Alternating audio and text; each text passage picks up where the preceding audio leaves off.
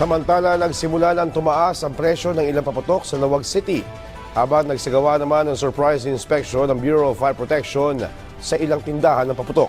Ang detalye sa balitang pambansa ni Jude Pitpita ng Radyo Pilipinas. Ilang araw bago ang pagsalubong sa 2025, todo higpit na sa pagbabantay ang Bureau of Fire Protection sa mga tindahan ng paputok sa Lawag City. Layunin ng BFP na matiyak na hindi sila malulusutan ng mga ipinagbabawal na paputok. Araw-araw kaming nagso-surprise inspection sa kanila.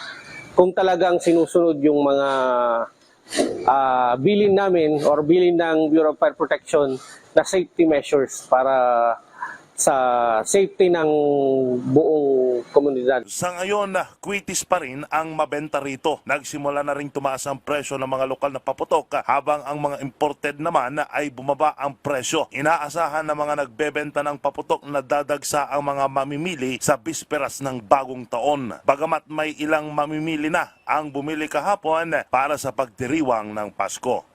Yung kwitis lang muna, tsaka mga fountains, mga lusas ng mga bata para sa Christmas muna. Tapos babalik na naman para sa New Year.